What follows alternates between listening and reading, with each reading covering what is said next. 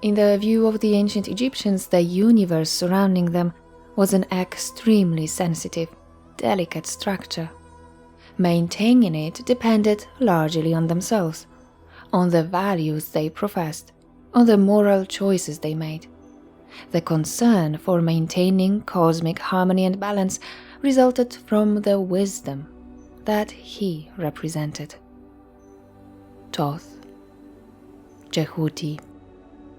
He emerged from the darkness of prehistory and remained with them until the end, as the ultimate point of reference, a model to follow, always present, perfectly visible in the night sky, the god of all fruits that knowledge and time have given birth to.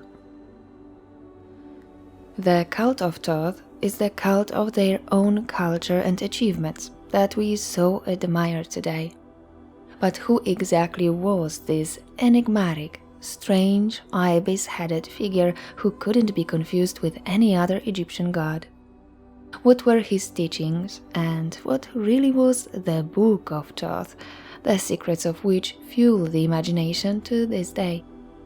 As we'll see, his story is more intriguing than it might seem.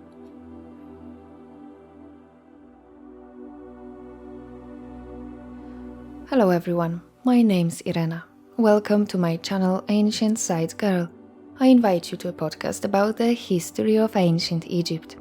Today I'll tell you about what wisdom, justice, and mysterious powerful magic meant to the ancient Egyptians.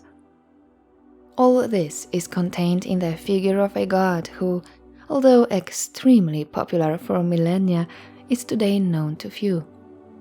I'll tell you about Toth, the Lord of Divine Words. As usual, you'll hear the fragments of original ancient texts.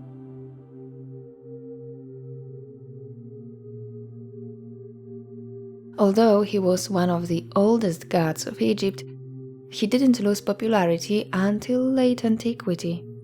In the Old Kingdom, he was the heart of Ra, and in the New Kingdom, he was the throat of the moon.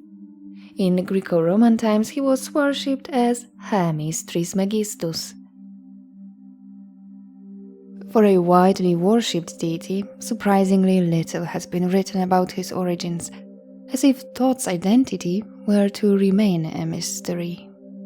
Toth was widely considered to be too primeval a deity to be born or to have a mother. According to the Book of the Dead, he was supposed to be a, quote, son of the stone who came forth from the eggshells. A much older text of Pepi I's pyramid from the 23rd century BC warns the deceased against a potentially dangerous encounter with a powerful god and provides an appropriate protective spell. Should Toth try to come in that bad coming of his, don't open your arms to him, but let there be said to him his identity of you have no mother, and say, go, you who have been barred from your testicles, go to pee, to Toth down.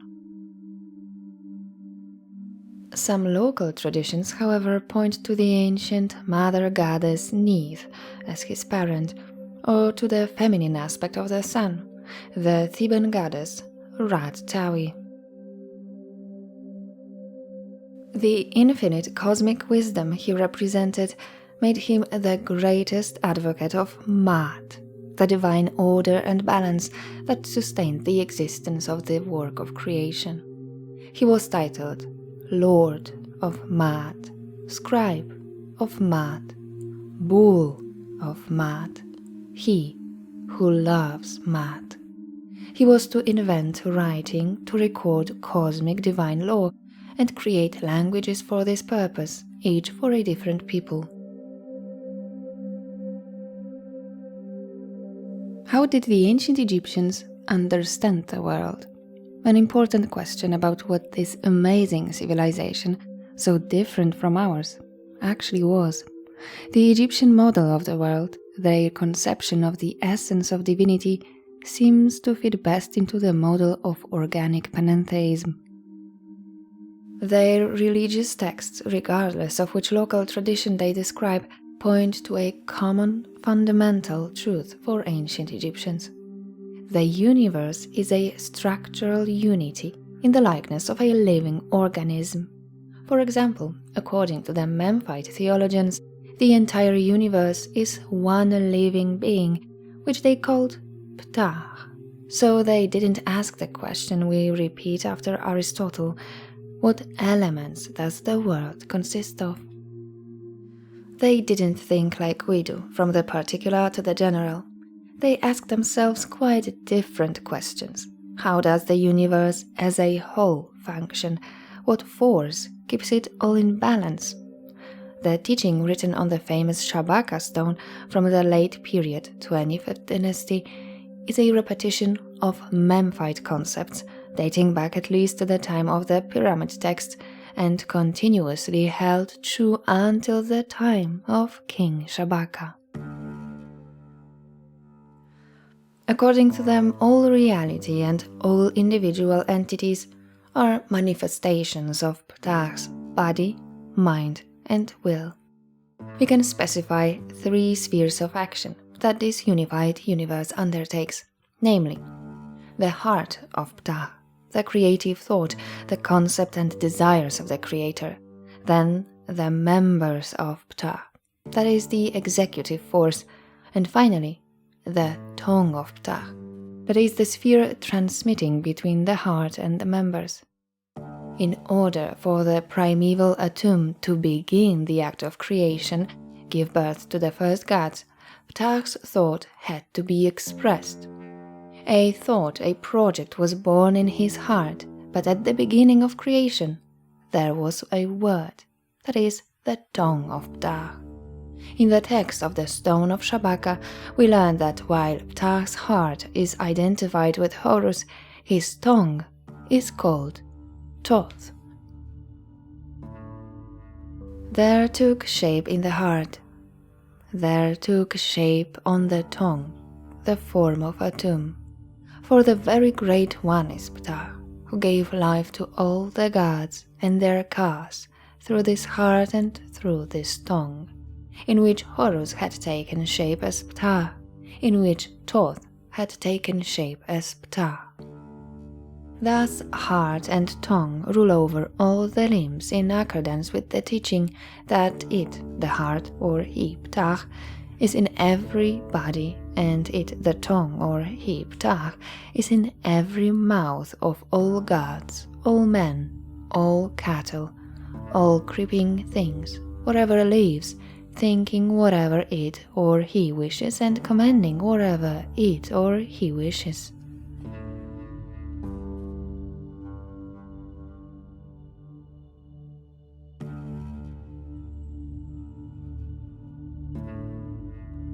According to ancient Egyptians, cosmic energy was necessary in the process of creation and was associated with the word of the creator, Heka, understood as power, although generally translated as magic. Heka in its personified form was often identified with Toth.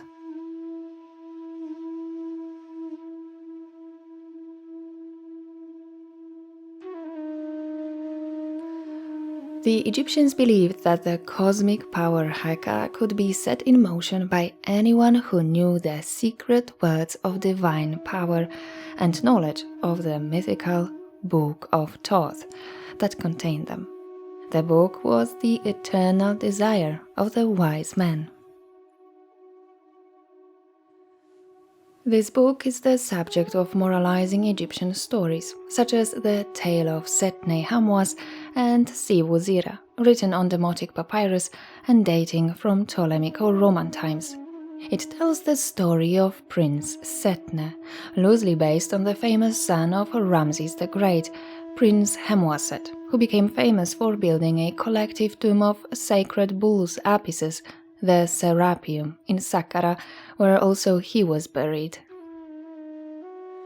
Hemoaset was a high priest of Ptah at Memphis and supervised the Memphite necropolises.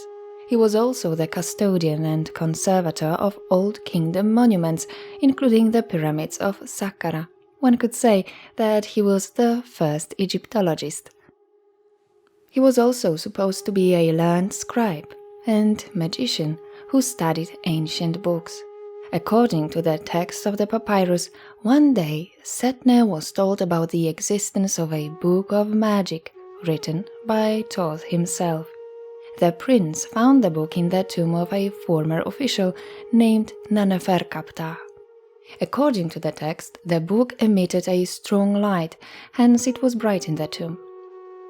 The ghost of the tomb owner and his wife appeared to Setne to warn him about the horrific book that caused them to lose their lives.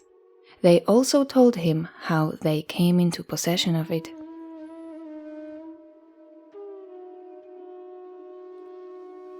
There was a procession in honor of Ptah, and Naneferkaptah went into the temple to worship. As he was walking behind the procession, reading the writings on the shrines of the gods, an old priest saw him and laughed. Naneferkaptah said to him, "Why are you laughing at me?" He said, "I'm not laughing at you. I'm laughing because you're reading writings that have no importance for anyone. If you desire to read writings, come to me, and I'll have you taken to the place where that book is that Toth wrote with his own hand when he came down following the other gods." 2 spells are written in it. When you recite the first spell, you will charm the sky, the earth, the netherworld, the mountains, and the waters. You will discover what all the birds of the sky and all the reptiles are saying. You will see the fish of the deep, though there are 21 divine cubits of water over them. When you recite the second spell, it will happen that whether you're in the netherworld or in your form on earth, you will see Ra appearing in the sky with his Ennead, and the moon in its form of rising.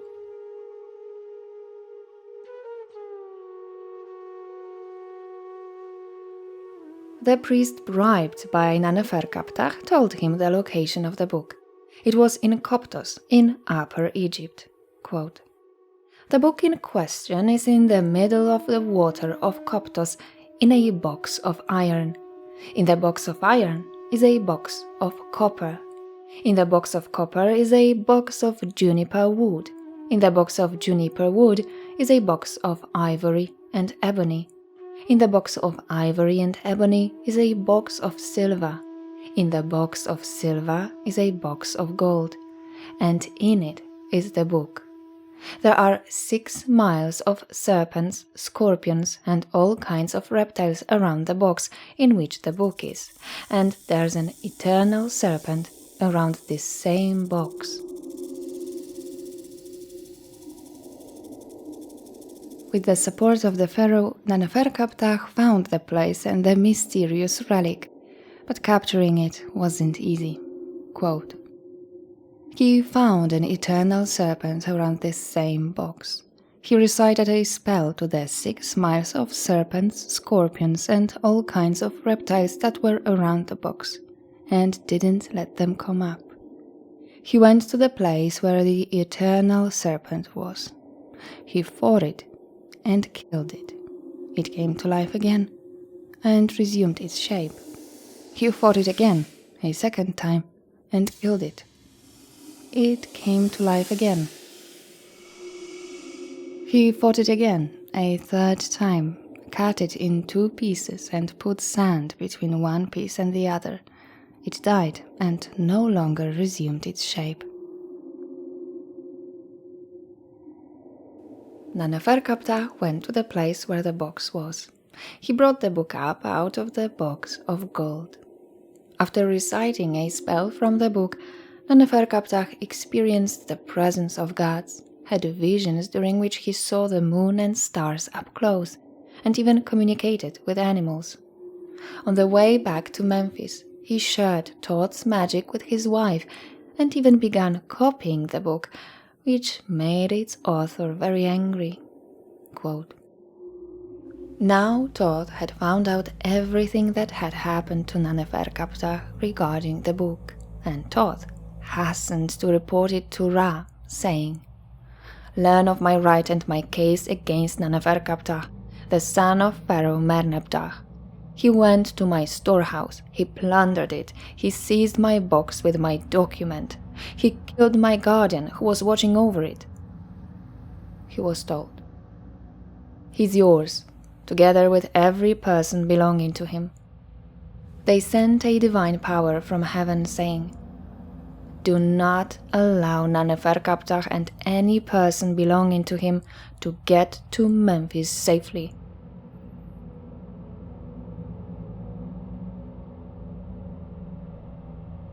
Naneferkaptah's little son drowned in the Nile, and soon after, his wife lost her life.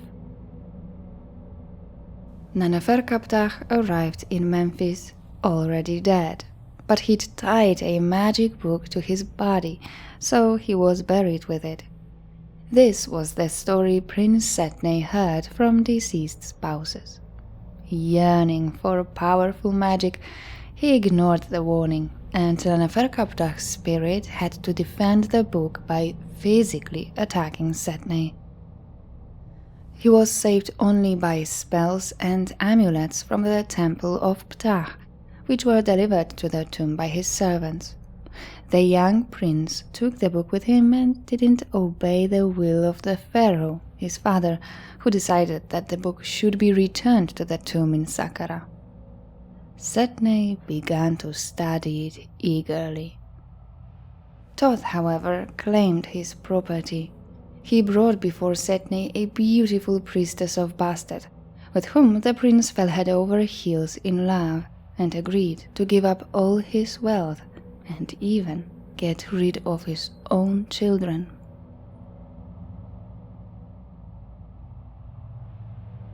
After performing this terrible deed, Setneh woke up naked in the middle of nowhere, and the courtship seemed only a dream, for his children greeted him joyfully when he returned to the palace. The repentant prince returned the book to the tomb, and as compensation, he brought the remains of Naneferkaptah's family members from Koptos to Saqqara.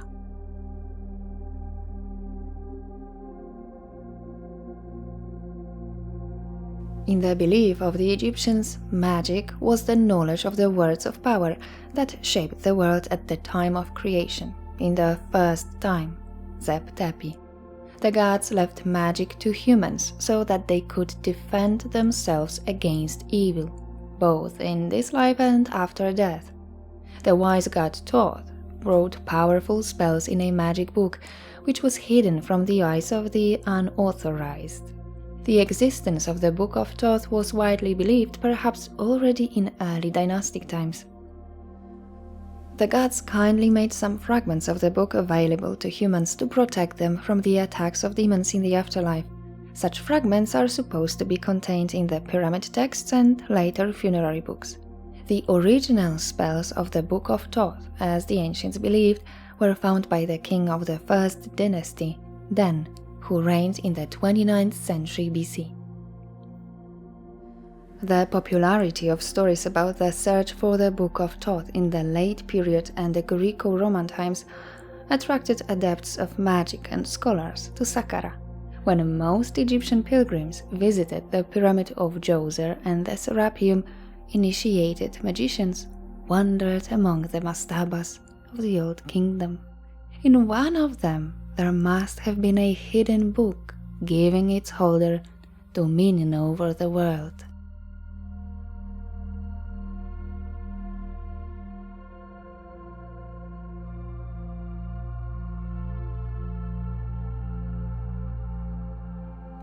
Of course, Toth is the Greek name for an Egyptian god. The Egyptians called him Djehuti and wrote his name in the ibis hieroglyph. Djehuti is probably the oldest term for this bird, but it can also mean one who has the nature of an ibis. Once common in Egypt, the African sacred ibis for some reason began to be worshipped as an avatar, an image of the god of wisdom and writing.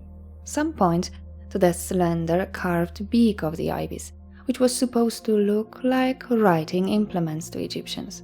Others suggest that it resembled the new moon, and as we know, Toth was an ancient lunar deity.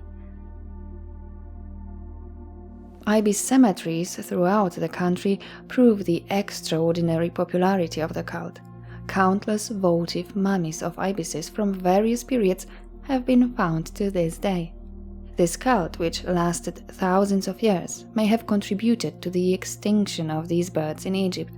The ibises wading around the edges of the Nile and the wetlands must have been an easy target for producers of votive mummies. Although we also know about large farms of these animals bred already in ancient times exclusively for cultic purposes. We must remember that we are talking about a very old cult here. The first images of ibises appear in the late predynastic period, accompanying other divine animal symbols such as bulls, jackals, and falcons. Toth was also often depicted as a baboon, specifically as Hamadryas baboon, most often crouching with a writing utensil in his hand or standing on his hind legs with his paws raised in a sun salutation gesture. The species of baboons makes mysterious loud sounds during sunrise, so it's no wonder that they were associated with both solar and funeral cults. Many deities and demons were depicted in the form of a baboon.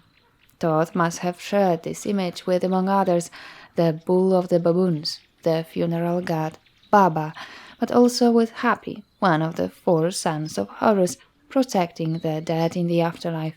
His canopic jar contained the lungs of a mummified person. Toth, both in the form of a baboon and an ibis, was shown with characteristic attributes. He often carried writing utensils. The scribe of the Great Ennead was shown at work as a meticulous and patient patron of officials and writers. This modest attitude contrasted with the magnificent crowns in which he was depicted. It was most often a lunar disk, sitting on top of a crescent moon on his head. Just as often, we can admire him with a wonderful Hemhem crown, that is an expanded triple Atef crown decorated with solar discs, uraeuses, and ram's horns.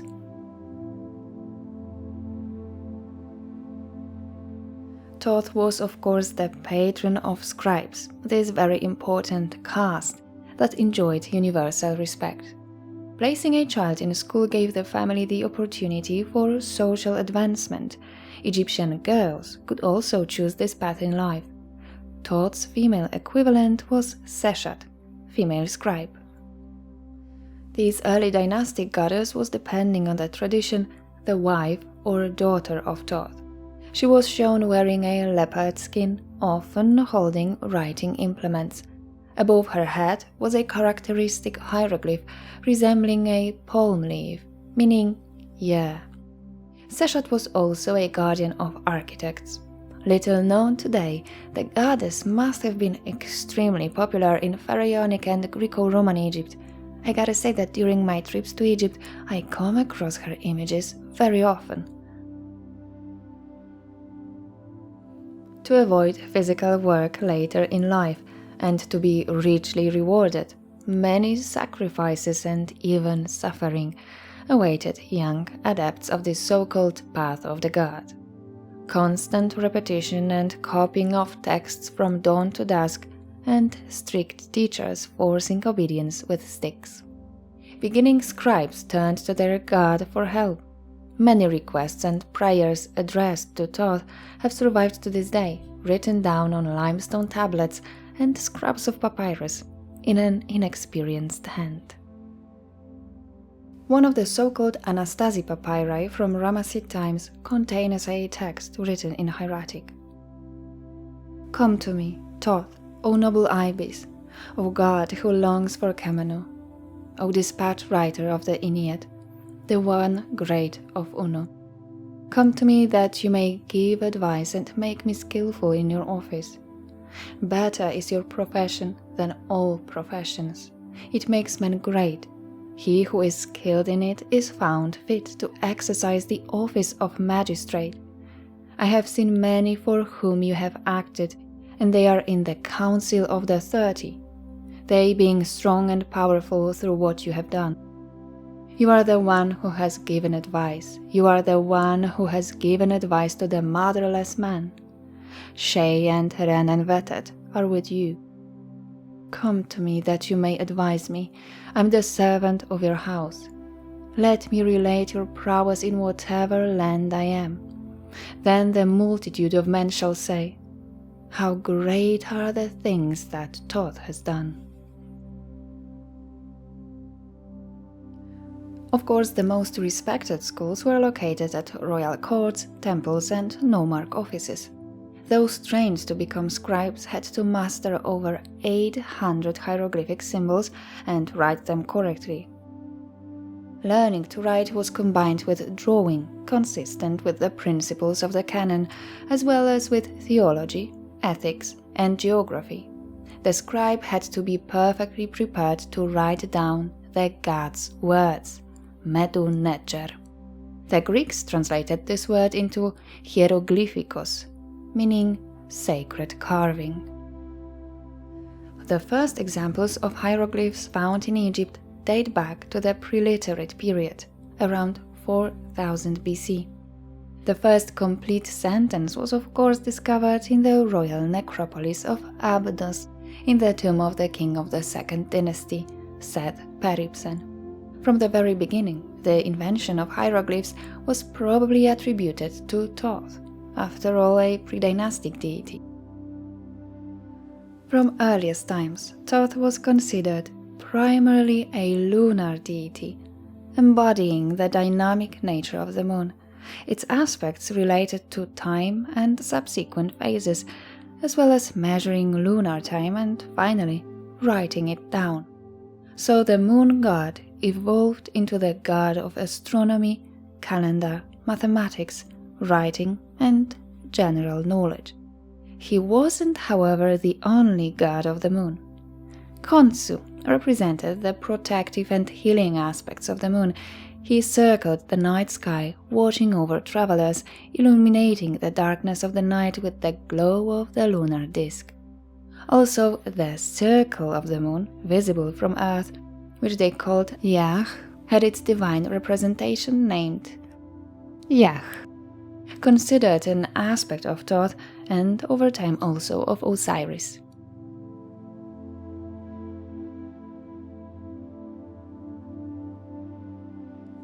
Great Thoth, the right hand of the sun, representative of Atum, lord of magic, the moon shining in the heavens, was of course integrated into Osirian mythology like many other primeval gods. He took an active part in the dispute between Horus and Seth, but remained at his characteristic distance. He retained the dignity of his position. In the Book of the Dead we read, I am the great god by the side of the divine boat. I have fought for thee. I am one of those gods, those divine chiefs who proved the truth, speaking of Osiris before his enemies on the day of the weighing of words. I am thy kinsman, Osiris. I am one of those gods who were the children of the goddess Nut, who hacked in pieces the enemies of Osiris and who bound in fetters the legion of Sebaoth devils on his behalf. I am thy kinsman, Horus. I have fought on thy behalf. I have come to thee for thy name's sake. I am Thoth.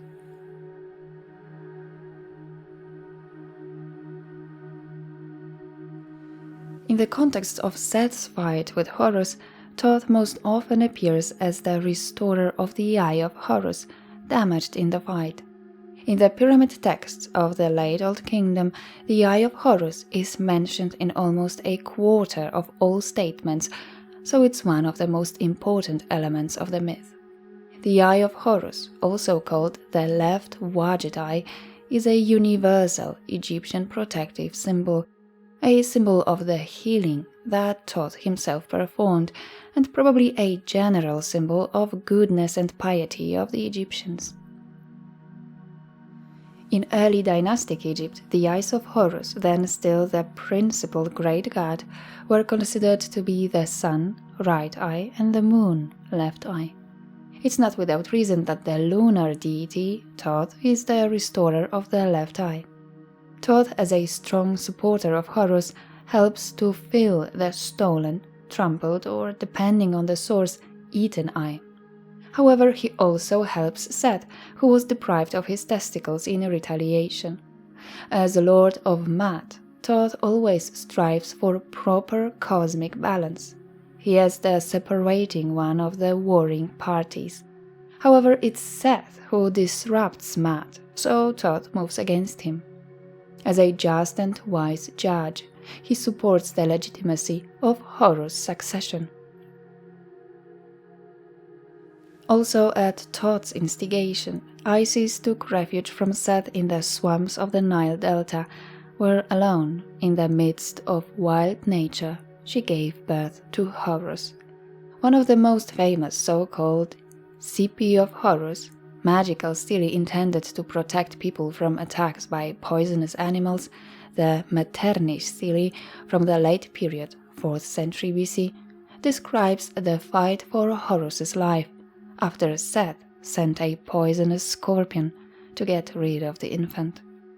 Helpless Isis calls with the help of the god Ra, who entrusts the mission of saving the child to the greatest sage among the gods, Toth. Toth came, equipped with his magic and bearing the great command of Justification. What Isis the goddess, effective one who knows her mouth? There can be no evil against son Horus. His protection is that of the boat of the sun. I have come today from the god's boat. The sun disk is in its place of yesterday. Darkness has happened and sunlight is repelled until Horus gets well for his mother Isis and every man who is suffering as well. Isis the goddess spoke. Toth, how great is your intention, but your plan for it is too late. Though you have come equipped with your magic and bearing the great command of Justification, one thing after another without number. Look, Horus is in need because of poison. The evil is so bad that the needy one will die completely. Confident Toth reassures the mother. Don't fear Isis the goddess. Nephthys, don't wail. I have come from the sky with the air of life to make the child live for his mother. Horus, your heart is firm. It can't grow weary because of the fire. In powerful spells, the god makes the further voyage of the solar bark and the appearance of vegetation on the earth dependent on the child's healing, and also threatens that when the child dies, chaos will return and spread over the world.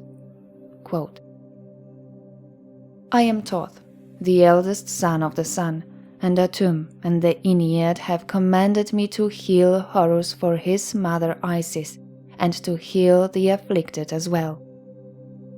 Horus, of course, has recovered, and Toth becomes his powerful ally.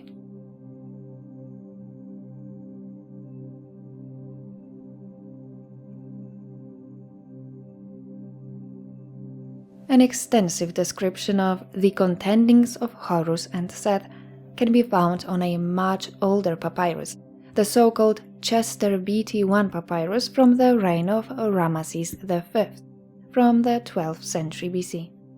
It reveals many details to us, especially Thoth's role in the myth. The action begins in Heliopolis, where Toth presents the already healed eye of Horus before the tribunal of the gods, and as supporter and spokesman of Horus, he calls together with Atum's son, the god of Shu. Award the office to Horus, and then adds, shouldn't we ascertain who is the impostor? Is the office of Osiris to be awarded to Seth even while his son Horus is still about? However, the chairman of the Tribunal of the Gods, Ra, was a strong supporter of Seth, so they had to fight for the throne. During one of the skirmishes, when rivals in the form of hippopotami were fighting each other, Isis unexpectedly stopped her son from killing Seth. The infuriated Horus cut off his mother's head, which outraged the gods.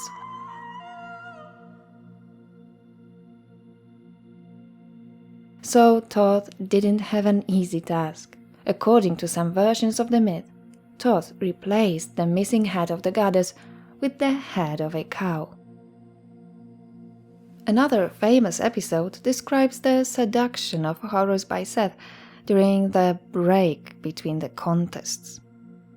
Physically exploited, Horus complained to his mother, who took revenge on her brother by adding Horus's seed to Seth's favorite dish, lettuce.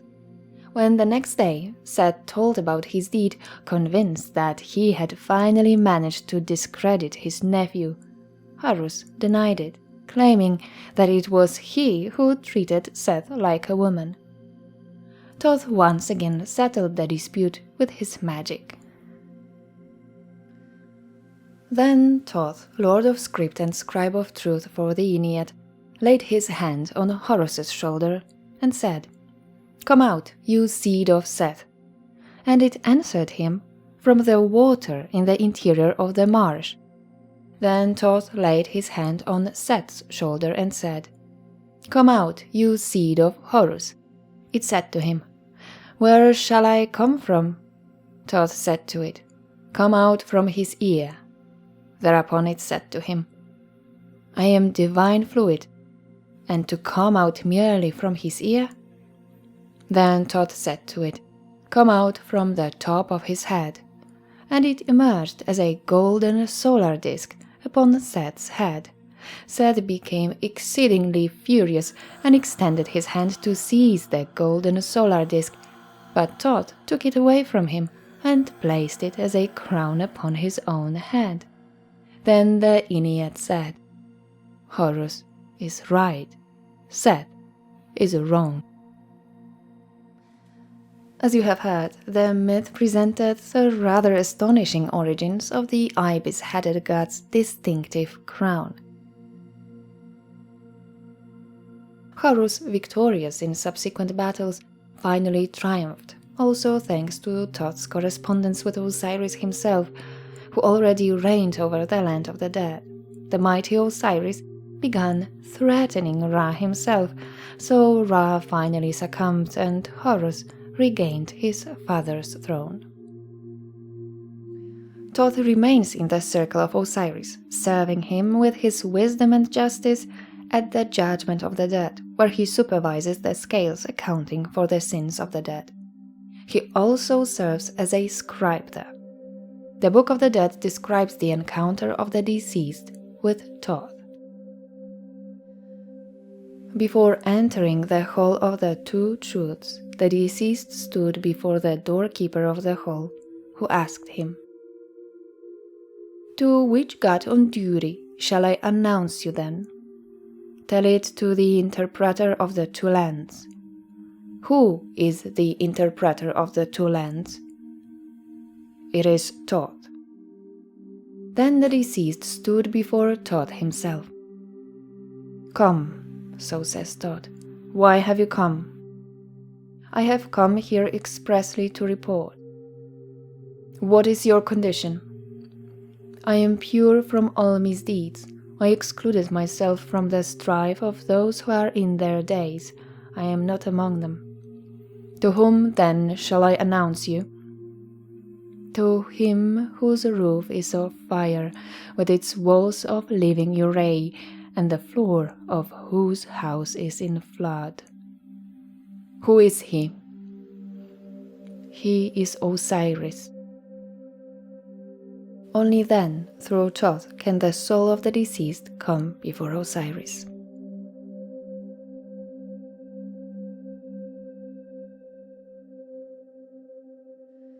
This national deity had his chapels in almost all Egyptian temples, but the main center of his cult was in Hermopolis, in Upper Egypt, and it was in this great center of the cult of Toth in the Hermopolitan temple that the famous cosmogonic doctrine about primary beings existing even before Atum's self-birth and the beginning of the act of creation was developed, probably already in the Old Kingdom. Ogdoad are 8 primary emanations, aspects of the eternal, cosmic, primeval ocean, Nun. The 4 pairs of mysterious primeval deities are Nun himself and his female counterpart, Nunet, that is, the first waters. Then Djehu and Djehut, symbolizing the infinity of Nun. Kekui and Kekuit are the darkness of the primeval ocean. Kerch and Kerchet are the inaction, the stillness of these primordial waters.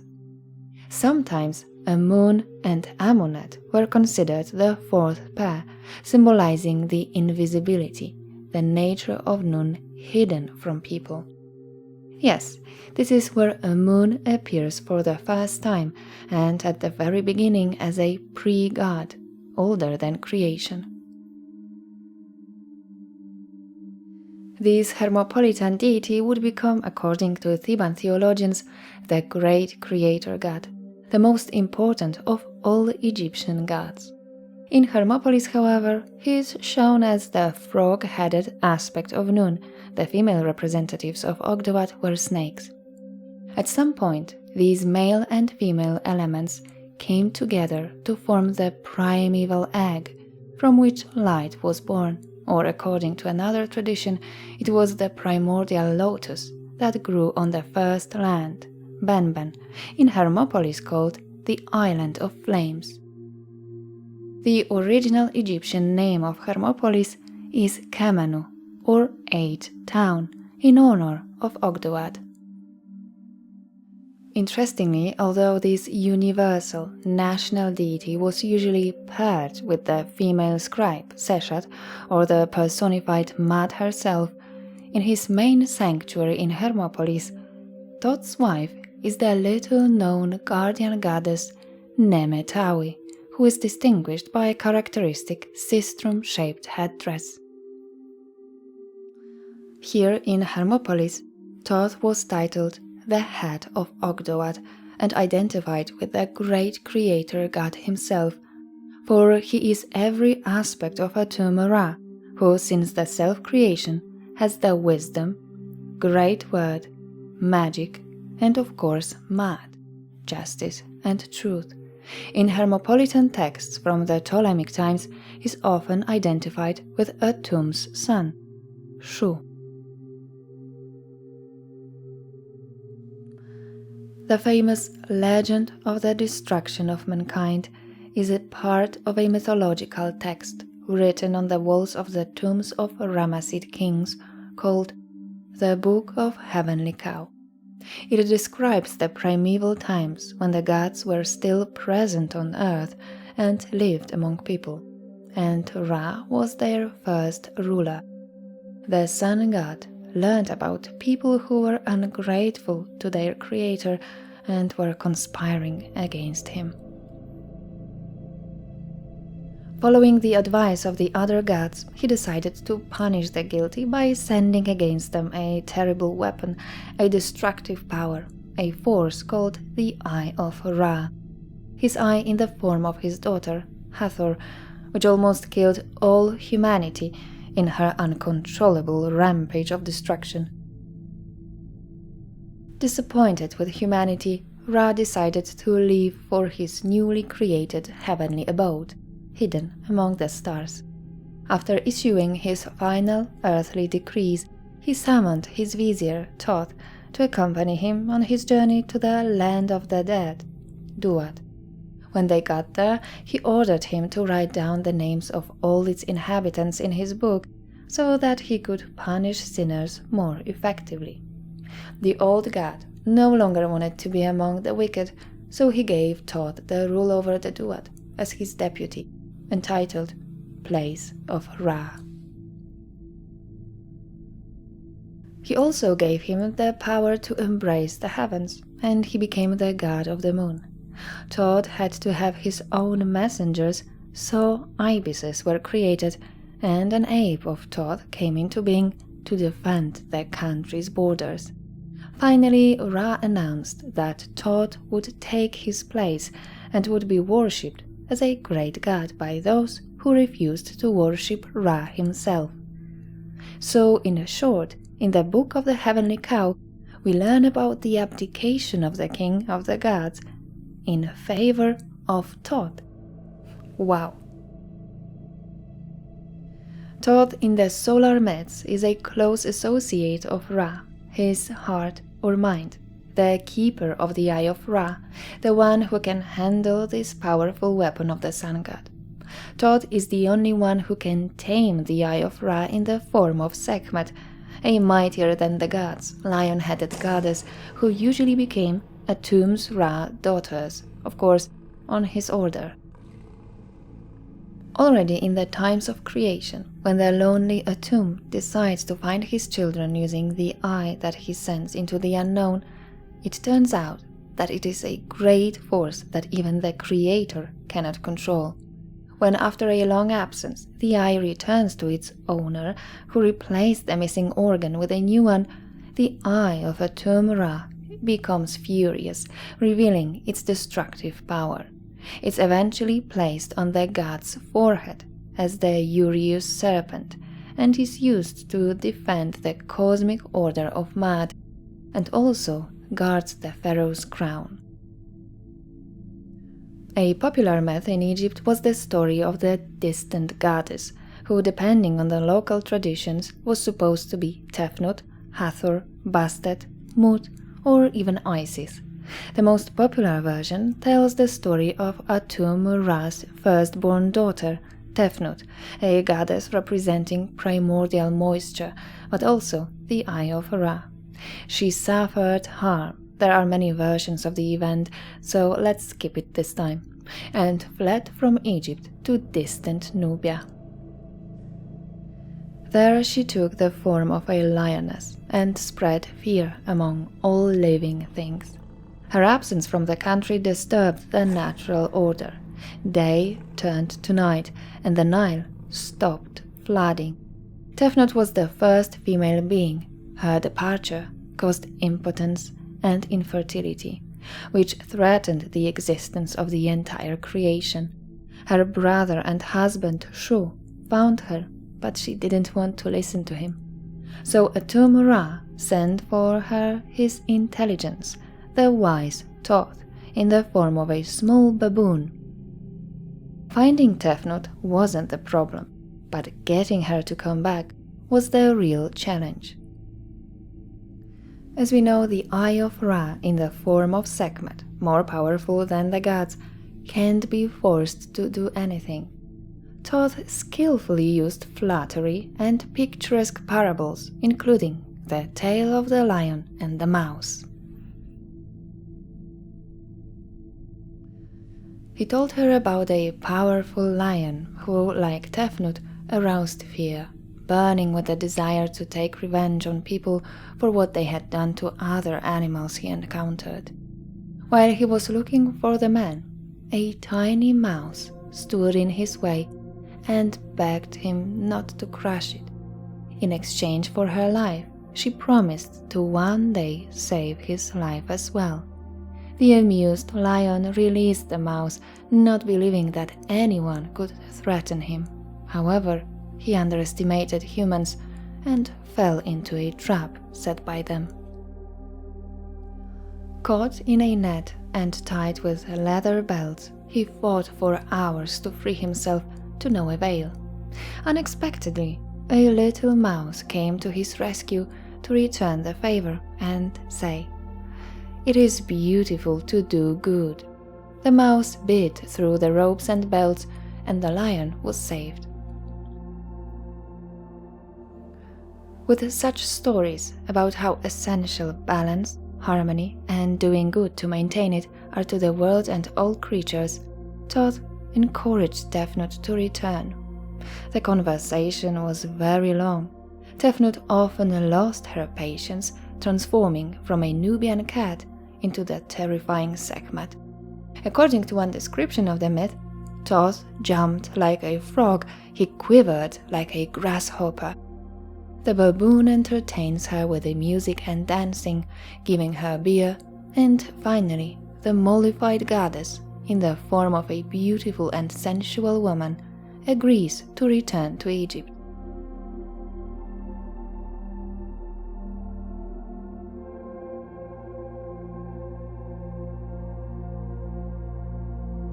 In the Egyptian view, the world of humans, with their organized society and hierarchy, was a reflection of the world of the gods.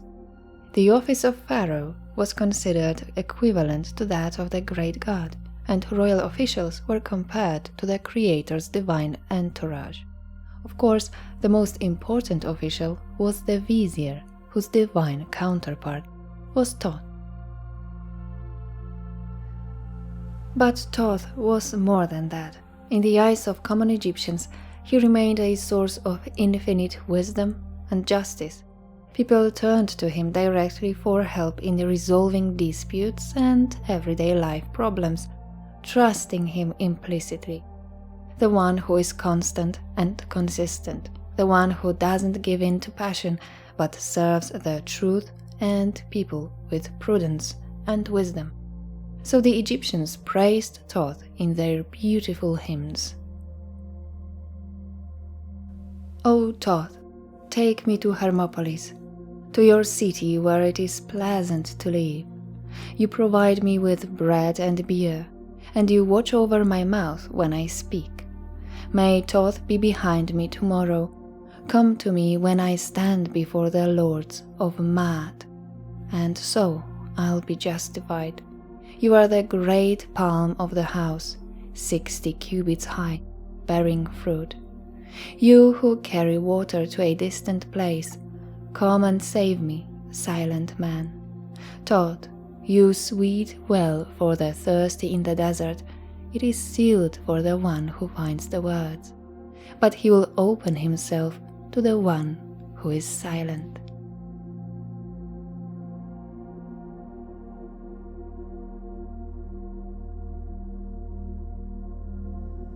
I hope you learned something new about the beliefs of ancient Egyptians. Thank you for listening. Please let me know in the comments what you would like to hear about next time. I would also like to thank all my patrons. I truly appreciate your contribution. If you don't support me yet but would like to, I placed my Patreon link below in the description. Don't forget to like my video and subscribe to my channel. Goodbye, and see you on the next one.